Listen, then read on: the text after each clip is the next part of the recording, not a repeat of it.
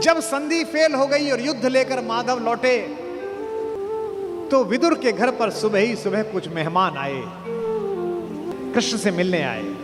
हम भी कहीं ठहरते हैं तो नगर के लोग मिलने आ जाते हैं, महत्वपूर्ण लोग मिलने आते हैं कि कुमार विश्वास है, तो हम सब कवियों से मिलने लोग आते हैं। तो विदुर के द्वारपाल ने कहा कि अंगराज कर्ण आए हैं। विदुर ने पूछा कि क्या मुझसे मिलना चाहते हैं? उनसे कहिए राज्यसभा में मिले, अब मैं अपने अतिथि के साथ व्यस्त हूं। और अतिथि भी कौन? माखन चोर।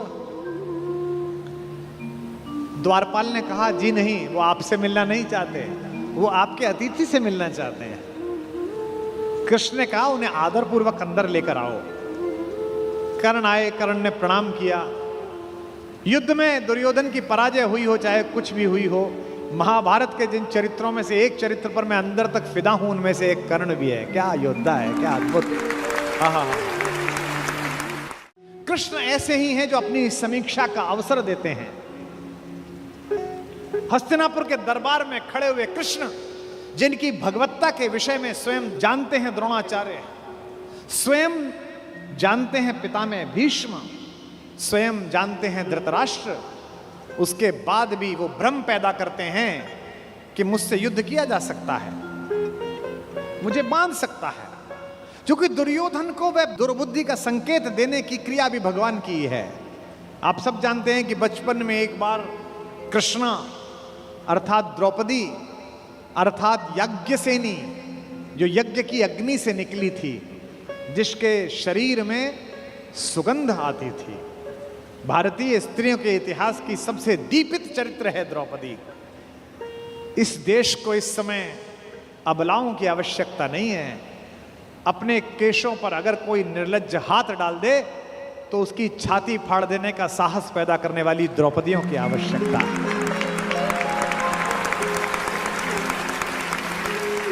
भगवान यूं तो शांति लेने के लिए गए थे। जब खाना खाने लगे और पांडवों ने कहा, युधिष्ठिर ने विशेष रूप से कहा, माधव मैं युद्ध नहीं चाहता, आप जाना और कहना बस 5 गांव हमें दे दें, हम 5 भाइयों को हम काम चला लेंगे। माधव ने कहा, बड़े भैया जो आपने कहा है वही होगा। लेकिन माधव तो युद्ध ही चाहते थे। माधव चाहते थे कि एक बार निरंकुश शासकों के छोटे छोटे राज्य विगलित हों और एक अखंड विश्व में अखंड भारत का निर्माण हो, भारत की एक अखंड श्रृंखला का निर्माण हो। शांति ऐसे नहीं आती। शांति नहीं तब तक जब तक सुखभाग न नर का सम हो, नहीं किसी को बहुत अधिक हो, नहीं किसी को कम हो। ये कहा अर्जुन ने, लेकिन युधिष्ठिर ने नहीं मानी, बड़े भैया ने नहीं मानी। ये जो बड़े भैया लोग होते हैं बड़े शांतिपूर्ण होते हैं। शांति शांति शांति। हर घर में कुछ युधिष्ठिरों की आवश्यकता भी है, लेकिन हर घर में ऐसे लोगों की आवश्यकता है कि अगर कोई निर्लज्ज कुलवधू के आंचल पर हाथ डालने की कोशिश करे तो वो बिना बड़े भैया से पूछे अपना गांडीव उठा ले और अपनी गदा उठा लें। ऐसे लोगों की आवश्यकता है। और समय पर ये गांडीव और गदा नहीं उठे तो मान लेना कि समाज में महाभारत प्रतीक्षा कर रहा है। पृथ्वी लाशों से पटेगी, कोई नहीं रोक सकता। शांति लेने के लिए गए। कृष्णा ने भोजन कराया, द्रौपदी ने भोजन कराया। भोजन कराने के बाद निर्वासन की कुटिया से कृष्णा बाहर आई और हाथ धुलाने लगी माधव के। तो उसने कान्हा से पूछा कि कान्हा, याद है तुम गर्मी की छुट्टी में हमारे घर आए थे? कृष्ण ने कहा, याद है कृष्णा, तुम मुझसे चौसर में हार गए थे। कृष्ण ने कहा, याद है कृष्णा, मैंने तुमसे कहा था कि मैं इस हार का कुछ लूंगी, जिसे कहते हैं ना O2 अंग्रेजी में, I owe to। तो द्रौपदी ने कहा, कृष्णा ने कहा, you owe to me, तुम्हारा मुझ पर उधार है। एक वादा उधार है, एक कसम उधार है, एक शपथ उधार है। और वादा कैसे तोड़ देते, वचन को कैसे भंग कर देते कृष्ण? क्योंकि मैंने पहले भी बताया था कृष्ण कुछ अलग नहीं है। कृष्ण भी तो उसी खानदान का कंटिन्यूएशन है जो ये कहता है कि रघुकुल रीति सदा चली आई, प्राण जाई पर वचन न जाई। भी तो वही है,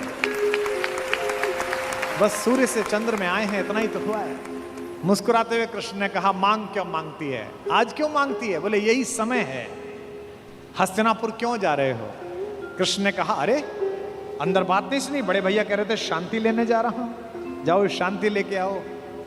द्रौपदी ने कहा, तुम्हें उस हारी हुई बाजी की शपथ देती हूं, युद्ध लेकर लौटना। यह तो कृष्ण को पता ही था कि युद्ध मिलेगा, लेकिन शठ को, मूढ़ को, दुष्ट को अंतिम समय तक समझाना आवश्यक है, ताकि विश्व भर को, समाज को संदेश जा सके कि यह तो पिटने का ही अधिकारी था। किसी मूर्ख को, किसी जड़ को, किसी पापी को, लगातार बदतमीजी करने वाले किसी व्यक्ति को आपको पता हो और आप सड़क पर पीट दो तो 4 लोग उसके समर्थन में खड़े हो जाएंगे, क्यों इस भले आदमी को मार रहे हो। लेकिन वो लगातार बदतमीजी गली में करे, मोहल्ले में लगातार गुंडई करे, उससे पूरा मोहल्ला परेशान हो, और एक दिन कोई लड़का जिसकी जवानी ठीक से फूटी हो, वो पकड़ के उसे थपड़िया दे और छाती पे घुटना रख के बैठ जाए, तो लोग कहेंगे सही पिटाई हुई इसकी, ऐसी योग्य था। दुर्योधन पिटना है, दुर्योधन की मृत्यु तय है, ये तो तय है, लेकिन कृष्ण जगत को भी बताना चाहते थे। महाकवि दिनकर कहते हैं, वर्षों तक वन में घूम घूम, बाधा विघ्नों को चूम चूम, सह धूप घाम पानी पत्थर, पांडव आए कुछ और निखर, सौभाग्य न सब दिन सोता है, देखें आगे कब हो।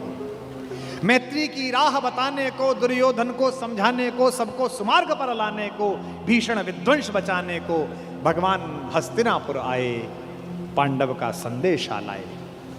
2 न्याय अगर तो आधा दो, 2 न्याय अगर तो आधा दो, पर इसमें भी यदि बाधा हो तो दे दो केवल 5 गांव, रखो अपनी धरती तमाम, हम वही खुशी से खाएंगे, परिजन पर आसी न उठाएंगे। दुर्योधन वह भी दे न सका, आशीष समाज की ले न सका, उल्टे हरि को बांधने चला, जो था असाध्य साधने चला। जब नाश मनुज पर छाता है, पहले विवेक मर जाता है।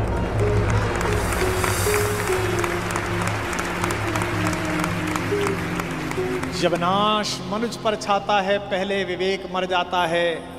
हरि ने भीषण हुंकार किया, अपना स्वरूप विस्तार किया, डगमग डगमग दिग्गज बोले, भगवान कुपित होकर बोले, जंजीर बढ़ाकर साध मुझे, हाँ हाँ दुर्योधन बांध मुझे। यह देख गगन मुझ में लय है, यह देख पवन मुझ में लय है, मुझ में विलीन झंकार सकल, मुझ में लय है संसार सकल। अमृत फूलता है मुझ में, संघार झूलता है मुझ में, उदयाचल मेरा दीप्त भाल, भूमंडल वक्षस्थल विशाल, भुज पर बंद को घेरे हैं, मैनाक मेरु पग मेरे हैं, दीप्ते जो ग्रह नक्षत्र निखर, सब हैं मेरे मुख के अंदर।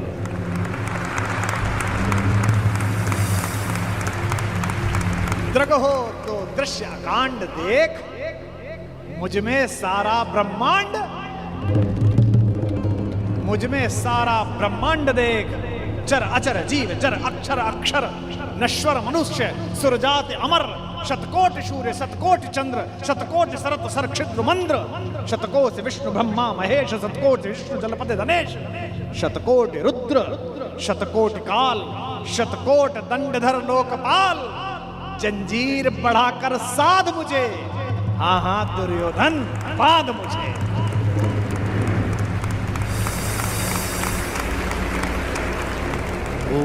लोक अतल पाताल देख, गत और अनागत काल देख, यह देख जगत का आदि सृजन, यह देख महाभारत का रण, मृतकों से बटी हुई भू है, पहचान कहां इसमें तू है। अंबर में कुंतल चाल देख, पद के नीचे पाताल देख, मुट्ठी में तीनों काल देख, मेरा स्वरूप विकराल देख। सब जन्म मुझी से पाते हैं, सब लौट मुझी में आते हैं। जिह्वा से कड़ती ज्वाल देख, सांसों से पाता जन्म पवन, पड़ जाती मेरी दृष्टि जिधर, हंसने लगती है सृष्टि उधर। मैं जभी मूंदता हूं लोचन, छा जाता चारों ओर मरण। सवाल देखना, बांधने मुझे तो आया है, जंजीर बड़ी क्या लाया है। यदि मुझे बांधना चाहे मन, पहले तो बांध अनंत गगन। और ये दो पंक्ति भगवान का भरत वाक्य, सूने को साध न सकता है, वह मुझे बांध कब सकता है। यह जो उद्घोष है, कहां बंधा कन्हैया, ये कौन कह रहा है इतना बड़ा दृश्य दिखाकर, जिसमें पिता में भीष्म जैसा ज्ञानी भी मूर्छित हो गया। केवल एक बचा देखने वाला, केवल एक ने देखा। किसने? विदुर ने। धृतराष्ट्र तो मन की आंखों से महसूस कर रहे होंगे, पर विदुर ने वो साक्षात दृश्य देखा जिसके घर का साग खाकर गए थे। ये जो कन्हैया है, जो दुर्योधन को देखने का अवसर भी नहीं देता, जो कहता है कि अगर विश्व को साध सकता है, शून्य को साध सकता है, तो मुझे बांधना।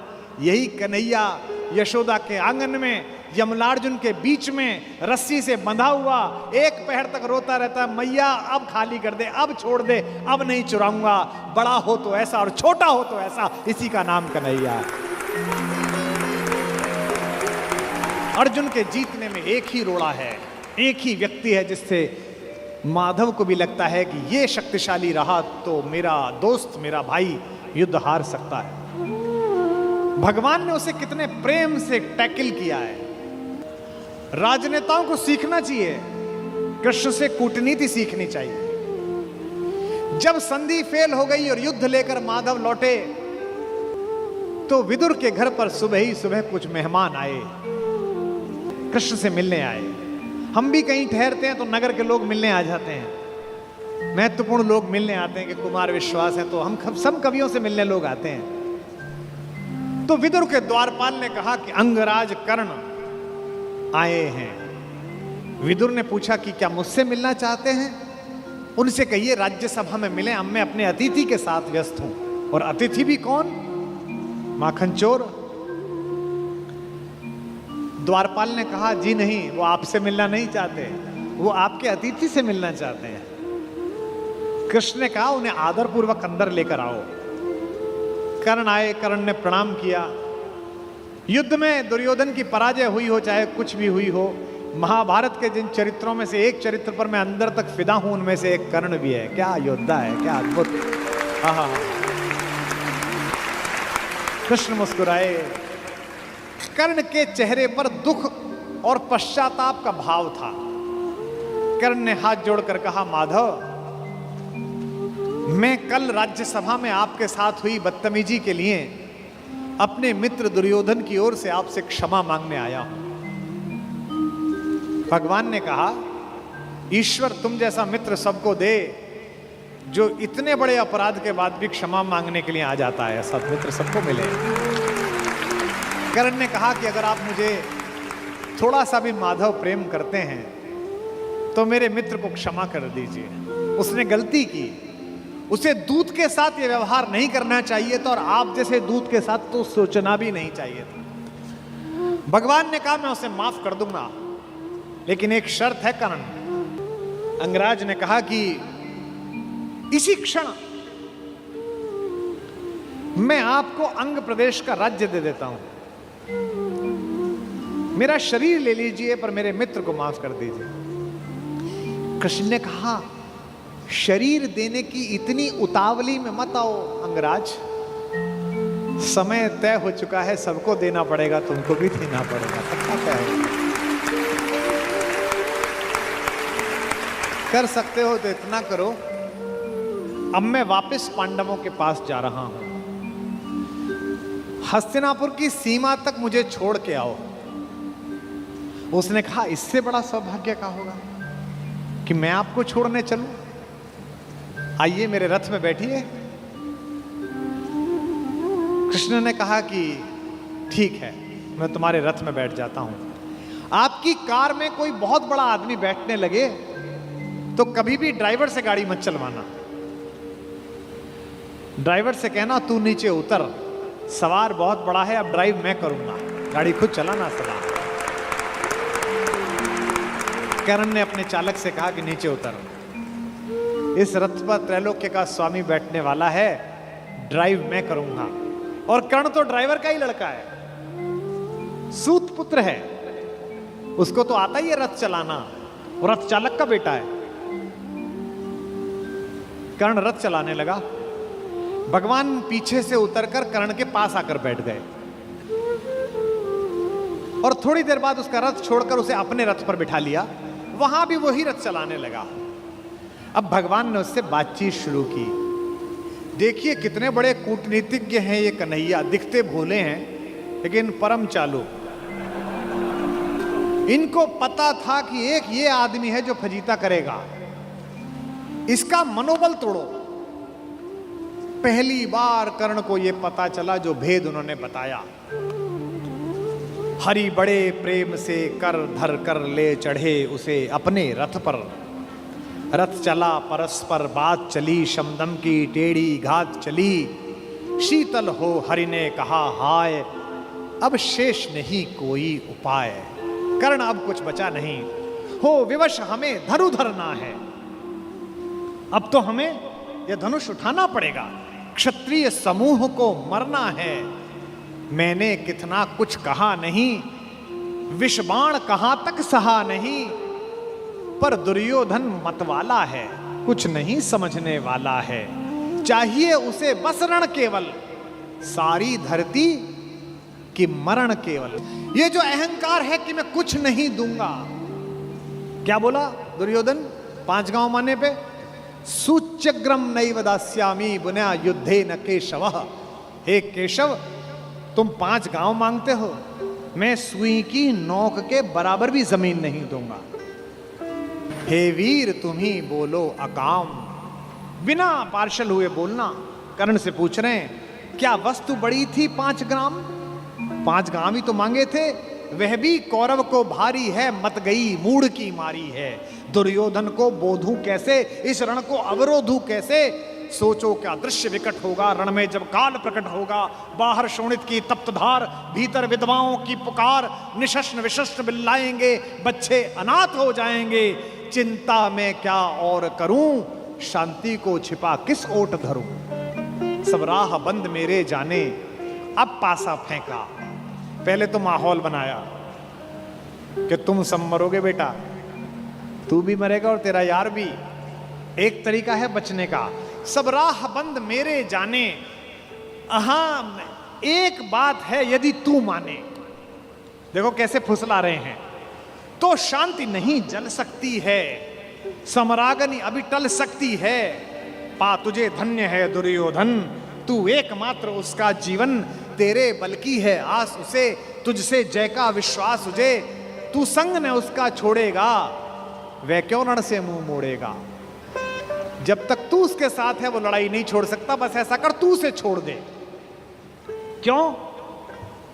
क्या अघटनीय घटना कराल।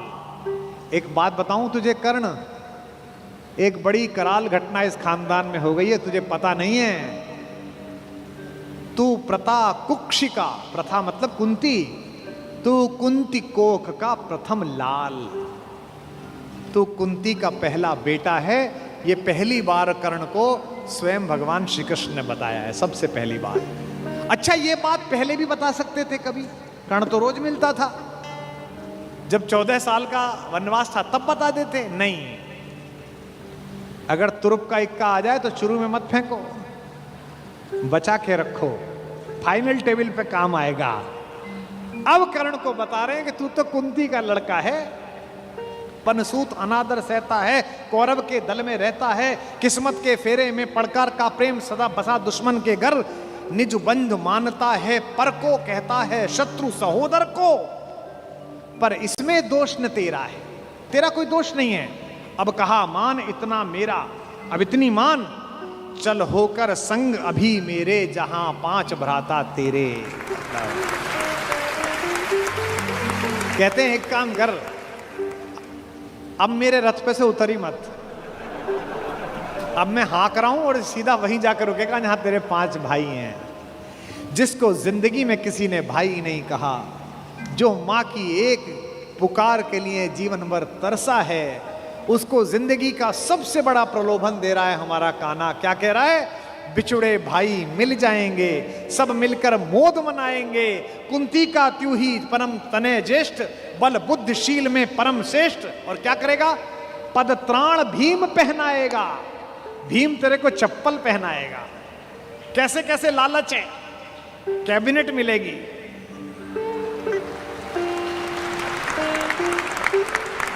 और उसमें भी कोई छोटा मोटा मिनिस्टर नहीं, सीधा ही प्राइम मिनिस्टर। पद त्राण भीम पहनाएगा, हैं? धर्मादिप युधिष्ठिर चमर डुलाएगा। तेरे दरबार के बाहर कौन खड़े होंगे? पहरे पर पार्थ प्रवर होंगे। जो तेरा दुश्मन है, तेरा छोटा भाई अर्जुन, ये तो तेरा एनएसजी कमांडो बनेगा। पहरे पर पार्थ प्रहर होंगे, सहदेव नकुल अनुचर होंगे। सब लोग तुझे पहचानेंगे, असली स्वरूप को जानेंगे। खोई मणि को जब पाएगी, आखिरी दाव जो मारा है, खोई मणि को जब पाएगी, कुंती फूली न समाएगी। क्या लालच है, क्या लालच है। आहा हा हा। कुरुराज स्वयं झुक जाएगा, संसार बड़े सुख में होगा, कोई न कहीं दुख में होगा। सब गीत खुशी के गाएंगे, तेरा सौभाग्य मनाएंगे। और आखिरी में ऐसी बात कहता है, और कौन दुनिया को जो देता है वो भीख मांग रहा है। मेरे कन्हैया को पृथ्वी की आग टालने के लिए भीख मांगनी पड़ी। कुरुराज समर्पण करता हूं, पूरा राज्य कुरुराज समर्पण करता हूं, साम्राज्य समर्पण करता हूं। यश मुकुट मान सिंहासन ले, बस एक भीख मुझको दे दे। कौरव का तज रण शोक सखे, भूखा भावी हर शोक सखे। ये तो कन्हैया हैं जो इतनी स्ट्रेटेजी अपनाते हैं। किस लिए? देखो, ये बड़ा गहरा गणित है, इसको समझो। इस दाव को चलने में कृष्ण का कोई नुकसान नहीं है। अगर कर्ण इधर आ जाता तो महाभारत समाप्त हो जाती। और एक ऐसा योद्धा जो सुबह दोपहर शाम इसी बात की कसम खाता था कि अर्जुन को मारना है, इन पांडवों को मारना है, इसके कलेजे में ये बात डाल दो कि ये तेरे भाई हैं, तो जब युद्ध लड़ेगा तो थोड़ा तो हाथ कांपेगा, थोड़ा तो दिल के अंदर कुछ दुख दुख पैदा होगी। शत्रु की मानसिकता को कमजोर करना, शत्रु की मानसिकता पर प्रहार करना, ये काम है। लेकिन कृष्ण की इस कथा में थोड़ा स्मरण कर्ण का भी कर लो कि उस जैसा कोई आदमी भी पैदा नहीं हुआ जो इतनी सारी चीजों को ठुकरा दे और खुल के कह दे, हे ऋणी कर्ण का रोम रोम, जानते सत्य यह सूर्य सोम।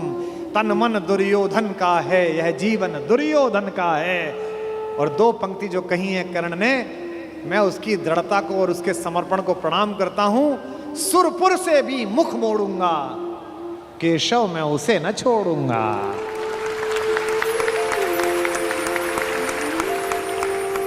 ये जो चरित्र है कृष्ण का योजना बनाने का, पहले कुंती को भेजा, जाओ बता के आओ कि तुम उसकी मां हो। मां ने कहा कि तू वापस आ जा, तो उसने एक वरदान दिया मां को। मां ने कहा, अभिलाष लिए तो बहुत बड़ी आई थी, पर आस नहीं अपने बल की लाई थी। था एक भरोसा यही कि तू दानी है, अपनी अमोघ करुणा का बड़ा अभिमानी है। उसने भी कहा, मां मैं तुझे वचन देता हूं कि तेरे 5 बेटे जीवित रहेंगे।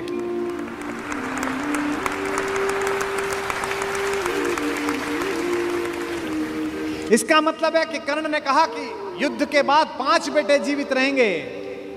अर्जुन के अलावा किसी पर हथियार नहीं उठाऊंगा। अर्जुन मिलेगा तो छोड़ूंगा नहीं, अर्जुन मर गया तो युद्ध समाप्त करवा दूंगा, तब भी तेरे 5 बेटे जिंदा रहेंगे। खुलकर कहूंगा ये मेरी मां है। और अगर अर्जुन का दाव चल गया मां, तो तुझे पता और मुझे पता कि हम मां बेटे हैं, तेरे 5 बेटे जिंदा रहेंगे। जा मां, मैं तुझे वरदान देता हूं। तू दान दान रही किंतु क्यों माता, पुत्र ही रहेगा सदा जगत में दाता। मैं ही देता रहूंगा। दुनिया तो उससे सदा सभी कुछ लेगी, पर क्या माता भी उसे कभी कुछ देगी। मैं एक कर्ण अतएव मांग लेता हूं, बदले में तुझको 4 कर्ण देता हूं। छोड़ूंगा मैं तो कभी नहीं अर्जुन को, तोड़ूंगा कैसे स्वयं पुरातन प्रण को, पर अन्य पांडवों पर मैं कृपा करूंगा, पाकर भी उनका जीवन नहीं हरूंगा। और जिन्होंने महाभारत पढ़ी है उन्हें पता है कि जब कर्ण सेनापति बना उस दिन उसने चारों पांडवों को 5 बार पकड़ के छोड़ दिया। भीम तो उसके रथ के आगे आके नृत्य करने लगा गुस्से में रोता हुआ कि मुझे अपमानित करके छोड़ता है, मैं क्षत्रिय हूं, मेरा वध कर, मुझे मार दे। और गालियां बकने लगा, तू सूत का पुत्र है, तुझे क्या पता कैसे लड़ा जाता है। भीम के रथ को तोड़ दिया अपने तीरों से कर्ण ने। उसी कर्ण को इन्होंने, जो पीछे खड़े मुस्कुरा रहे हैं, बिना शस्त्र के मरवा दिया। उसके हाथ में कोई धनुष नहीं और मरवा दिया। अर्जुन से कहा मार, अभी मार। आपको लग सकता है कि ऐसा क्यों हो गया। यही कृष्ण हैं जो कूटनीति को इस प्रकार नियोजित करते हैं कि उसका तर्क भी साथ साथ देते हैं। रश्मिरथी में मेरे पिता में, मेरे बाबा, हमारे खानदान के बड़े दिनकर कहते हैं कि विपद में कर्ण को यो ग्रस्त पाकर, सराशनहीन अस्तव्यस्त पाकर, जगाकर पार्थ को भगवान बोले, खड़ा क्या देखता है मौन भोले। सराशन तान, बस यही अवसर यही है, तान मार इसको, घड़ी फिर और मिलने की नहीं है। विषख कोई बाण, बाण कोई गले के पार कर दे, अभी ही शत्रु का संहार कर दे। क्या कह रहे हैं कृष्ण, सोचो क्या कह रहे हैं। धर्म की धुरी लाने वाले, जिन्होंने पैदा होने से पहले यह कहा था कि भैया जब जब धर्म की हानि होगी तब तब मैं आऊंगा। यदा यदा ही धर्मस्य ग्लानिर्भवति भारत अभ्युत्थानम अधर्मस्य तदात्मानम सृजाम्य। हम धर्म की स्थापना के लिए आए हैं और निहत्ते को कह रहे हैं मार मार मार। ये क्या है, ये अधर्म है कि धर्म है। अब मैं तर्क दे रहा हूं कृष्ण की ओर से, जो कृष्ण ने उस समय तर्क दिए होंगे। कहते हैं श्रवण कर विश्व गुरु की देशना यह, विजय के हेतु आतुर ऐषणा यह, सहम उठा जरा कुछ पार्थ का मन, विनय में ही मगर बोला अकिंचन। नरोचित किंतु क्या यह कर्म होगा, मलिन इससे नहीं क्या धर्म होगा। हंसे केशव वृथा हट ठानता है, अभी तू धर्म को क्या जानता है। कहूं जो पाल उसको धर्म है ये, मैं जो कह रहा हूं वो कर, हनन कर शत्रु का सत्कर्म है ये। क्रिया को छोड़ चिंतन में फंसेगा, उलटकर काल तुझको ही कसेगा। ये जो हमको सिखाते हैं कि हम दूसरे की सीमाओं का अतिक्रमण करके घर में जाके ना मार के आए, इनको पूछो कि जिस समय हिंदुस्तान के चौराहों पर बम फटते थे, इनको पूछो कि जम्मू कश्मीर में जाते हुए हमारे सीआरपीएफ के जवानों के मुंह पर मतदान के समय जाते हुए ये लफंगे चांटे मारते थे। इनको पूछो कि पड़ोसी के भीख मिले हथियारों से हिंदुस्तान की मां बेटियों को आतंकित करने वाले और केसर की क्यारी में बारूद भरने वालों को सीमा के अंदर पार घुस के मारा जाए कि ना मारा जाए। देश का एक एक बच्चा कहेगा कि मारा जाए। नहीं, जब पार्थ को देखा सुधरते, हृदय में धर्म का टुक ध्यान धरते, समय के योग्य धीरज को संजोकर कहा राधे ने गंभीर होकर। अब कर्ण बोला, हर पापी, हर अनाचारी, हर दुष्ट जिसने दुष्टता में साथ दिया है वो ज्ञान देने लगता है। भूल गया अर्जुन के कौन ज्ञान दे रहा है। अर्जुन के अंदर भक्ति, मनुष्यता, भावना सब पैदा हो गई। नरोचित धर्म का कुछ काम तो लो, बहुत खेले जरा विश्राम तो लो। फंसे रथ चक्र को जब तक निकालूं, धनुष धारण करूं, प्रहरण संभालूं। रुको तब तक चलाना बाण फिर तुम, हरण करना कर सको यदि प्राण तुम।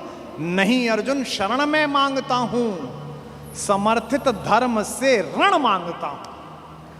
कर्ण कहता है कि धर्म से युद्ध करो, कृष्ण मुस्कुराए कि बेटा अब फंसा के, अब मैं तुझे धर्म समझाता हूं, है ना। उपस्थित देख हो न्यायार्थ हरि को, निहारा पार्थ ने हो खिन्न हरि को। अर्जुन का तो सॉफ्टवेयर हैंग हो गया, इसे मारूं कि ये जो कह रहा है धर्म वो पालूं। और जब सॉफ्टवेयर हैंग हो जाए तो क्या करना चाहिए? जब तुझसे ना सुलझे तेरे उलझे हुए धंधे, भगवान के इंसाफ पर सब छोड़ दे बंदे। खुद ही तेरी मुश्किल को वो आसान करेगा, जो तू नहीं कर पाया वो भगवान करेगा। उपस्थित देख यो न्यायार्थ हरि को, निहारा पार्थ ने हो खिन्न हरि को। मगर भगवान किंचित भी न डोले। अभी तक तो हंस रहे थे, मुस्कुरा रहे थे, करते मार। जैसे ही कर्ण ने धर्म बोला, भगवान के अंदर से आग निकली। कुपित हो वज्र सी यह बात बोले, प्रलापी हो उजागर धर्म वाले, बड़ी निष्ठा बड़े सत्कर्म वाले। मरा अन्याय से अभिमन्यु जिस दिन, कहां पर सो रहा था धर्म उस दिन।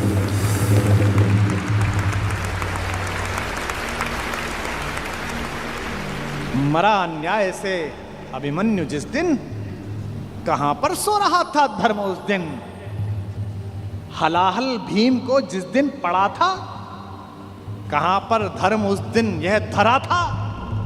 लगी थी आग जब लाक्षा भवन में, हंसा था धर्म ही क्या तब भुवन में। और एक पंक्ति, बेटे पे आ जाए, पत्नी पे आ जाए और मां पे आ जाए तो खून खौल जाता है। अर्जुन का खून खौला रहे हैं भगवान मेरे। सभा में द्रौपदी की खींच लाके, सुयोधन की उसे दासी बताकर, सुवामा जाति को आदर दिया जो, बहुत सत्कार तुम सबने किया जो।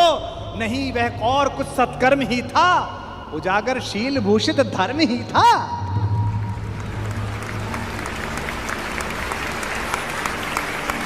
जिस दिन एक रजस्वला बेबस महिला को बाल से खींचकर तेरे दोस्त का नीच छोटा भाई लाया था, और तेरे उस तथाकथित मित्र ने अपनी जंघा पर हाथ मारा था कि यहां बैठेगी, उसी दिन तय हो गया था कि इस जंघा पर धर्म युद्ध के खिलाफ चोट पड़ेगी। जो युद्ध जानते हैं वो सब जानते हैं, जुए में हार कर धन धाम जिस दिन, हुए पांडव यति नष्काम जिस दिन, चले वनवास को तब धर्म था वह, शकुनियों का नहीं अपकर्म था वह। और कोई अपकर्म नहीं होता। कटी से नीचे प्रहार करना अधर्म है, लेकिन दुर्योधन की जंघा तोड़ी भीम ने, कोई नहीं। ये जो रणनीतिकार कृष्ण है। खांडव दहन हुआ, आप सबको पता है, आग लग गई, आग बुझी नहीं, इंद्र से भी नहीं बुझी। तो इंद्र ने अपने बेटे से कहा, अर्जुन से कहा कि भाई बुझा। सर्पों ने कहा कि बुझा। अर्जुन ने बादलों में तीर मारा और बादल बरसे। जब पुरुषार्थ आ जाता है तो तीर आदमी ऐसे ही मारता है, कभी बादल में मारता है, कभी जमीन में मारता है। पिता में भीष्म जब पड़े हुए थे शरशैया पर, उनके मुंह से निकला पानी। कोई सोने के मटका लाया, कोई चांदी के मटके लाए। उन्हें अर्जुन की तरफ देखा कि पड़पोते पानी। अर्जुन ने तीर मारा पृथ्वी पे। कुरुक्षेत्र चले जाइए, आज भी आपको मिल जाएगी वो नदी जहां जमीन का स्तर तक, वहां तक तीर गया। और साइंस देखिए तीर की, ड्रिलिंग देखिए कि उतनी ही तेजी से गया और धार उतनी ही आई जो पिता में भीष्म के होठों तक आई। आज भी अर्जुन के तीर से निकली हुई इस नदी को हमारे उत्तर भारत में बाण गंगा कहा जाता है। कभी दर्शन करके आइए उस नदी। महाभारत में जब जब पढ़ता हूं, युद्ध का एक एक दिन बढ़ता चला जाता है और मुझे कृष्ण के ऊपर बेचैनी प्रारंभ हो जाती है। मुझे लगता है अब तो कूदो, अब तो करो, अब तो कुछ करो। वो कुछ भी हो जाने देते हैं।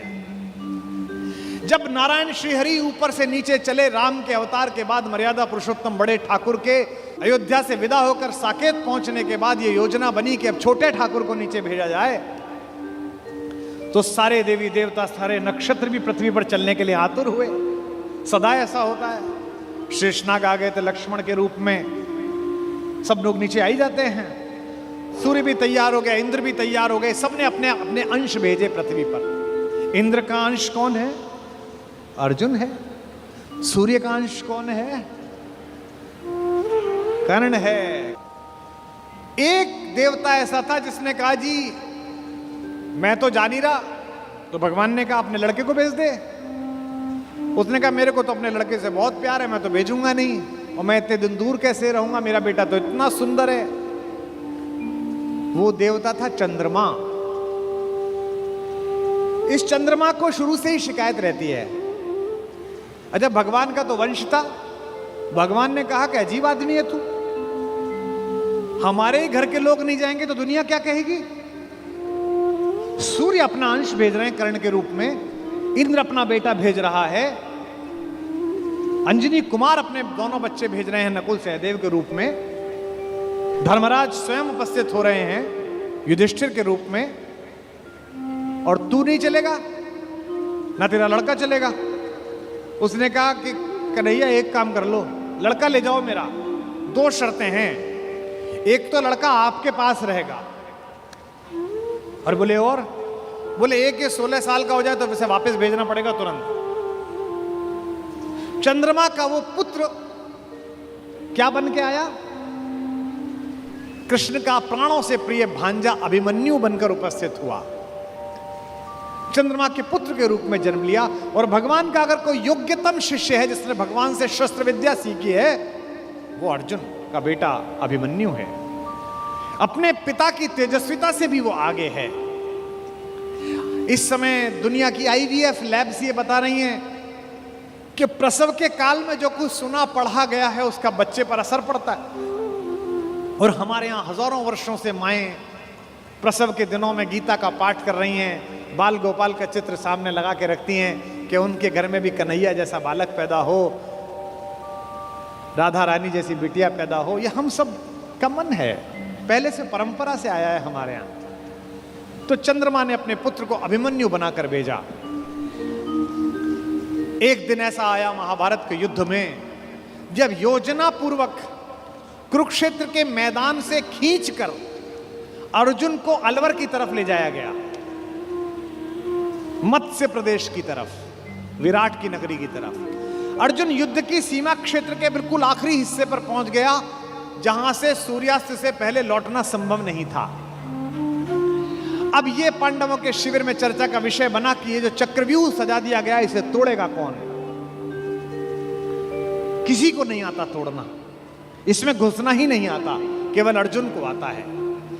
तब अभिमन्यु ने कहा कि ताऊ जी मुझे इसमें घुसना आता है, क्योंकि जब पिताजी मां को ये बात सिखा रहे थे तो मैं गर्भ में था और मैंने ये विद्या सीखी थी। तो बोले बेटा बहुत अच्छा है, फिर निकलना भी आता होगा? बोले नहीं, जब तक उन्होंने इससे बाहर आने का मार्ग बताया तोड़ने का, तब तक मां सो गई, तो मैं बाहर निकलने का नहीं सीख पाया। सारे चाचाओं ने और ताऊओं ने कहा कोई बात नहीं बेटे, तू तोड़ दे, निकाल तो हम लेंगे।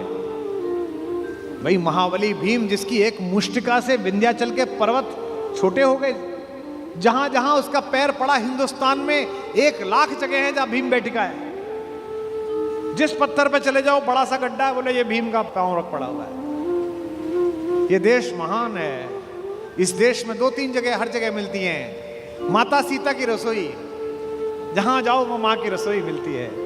क्या बढ़िया प्रतीक शास्त्र है। दुनिया के 44 देश घूम लिए, इसी क्षण भी अगर भगवान वापस बुलाए और ऊपर बुला के पूछे कि तेरे सत्कर्मों के कारण तुझे देश चुनने का अवसर दिया जाता है, तो मैं दुनिया के सारे देश छोड़कर फिर यही चुनूंगा जहां की मिट्टी में गोपाल लेटा है,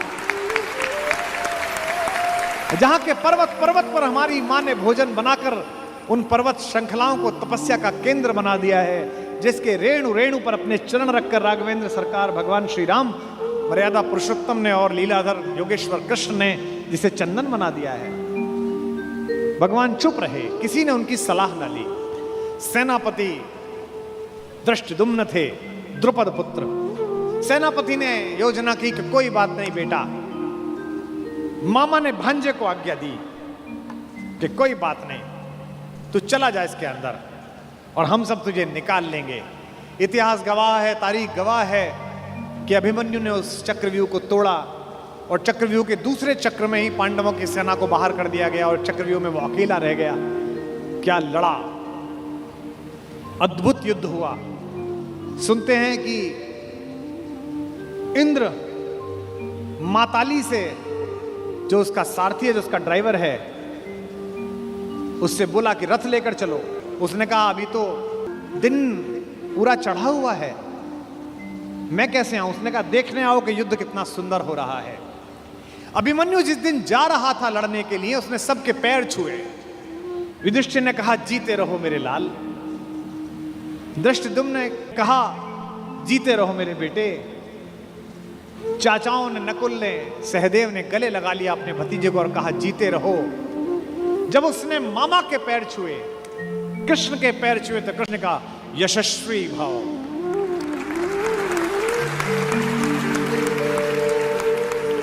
जब अभिमन्यु शिविर से बाहर निकला और कृष्ण देखने लगे, तो द्रौपदी ने कहा मेरा बेटा जीवन की सबसे बड़ी लड़ाई लड़ने के लिए जा रहा है कान्हा, सबने उसको जीते रहो का आशीर्वाद दिया, तुमने नहीं दिया। तुमने उसे यशस्वी भव का आशीर्वाद दिया, जीते रहो क्यों नहीं बोला? क्या तुम्हें युद्ध के परिणाम में कोई शंका है? तो कृष्ण ने जो बात कही वही जीवन के युद्ध में भरत वाक्य बनाना। माधव ने कहा कि कृष्णा मैं नहीं जानता कि आज के युद्ध का परिणाम क्या होगा, पर मैंने जो शिक्षा अपने भांजे को दी है, मैं ये दावे के साथ कह सकता हूं कि महाभारत के रण में जीते या हारे कोई भी, लेकिन सबसे बड़े और उज्जवल योद्धा के रूप में मेरे भांजे का नाम लिखा जाएगा, अभिमन्यु का नाम लिखा जाएगा। कोई भी योग्य मारीच किसी रावण को जब उपदेश दे तो रावण मानता ही नहीं है। वो विश्वामित्र के पास गए। विश्वामित्र ब्रह्म ऋषि है, राजा ऋषि है, लेकिन उनकी वशिष्ठ से थोड़ी ईर्ष्या थी, हल्की सी रही होगी मन में कोई बात। वशिष्ठ ने कहा अच्छा तेरे गुरु ने नहीं पहुंचाया, हम तुझे पहुंचाएंगे, चिंता मत कर, शरीर सहित पहुंचाऊंगा बेटा, मेरे पास तपोबल है। उसने कहा गुरुजी आप ठीक गुरु मिले हो, वो गुरु ठीक नहीं था। गुरु पर शंका। विश्वामित्र जी ने उसे नीचे से ऊपर फोर्स मारा। ऊपर इंद्र को पता चला कि पार्सल तो विद बॉडी आ रहा है। इंद्र ने इनसे पूछा कि प्रभु ये डिलीवरी लेनी है कि नहीं लेनी है? इन्होंने कहा नहीं नहीं, जब तक भस्मीभूत होकर गंगा में ना घुल जाए तब तक मैं प्राण नहीं लेता। ये पात्रता है, गेटवे यही है, पहले वीजा बनेगा फिर बॉर्डर क्रॉस होगा। उन्होंने ऊपर से बल लगाया, वो नीचे लटक गया। अब त्रिशंकु बीच में लटका हुआ है, नीचे से विश्वामित्र ऊपर भेज रहे हैं, ऊपर से इंद्र नीचे भेज रहे हैं, वो बीच में लटका हुआ है।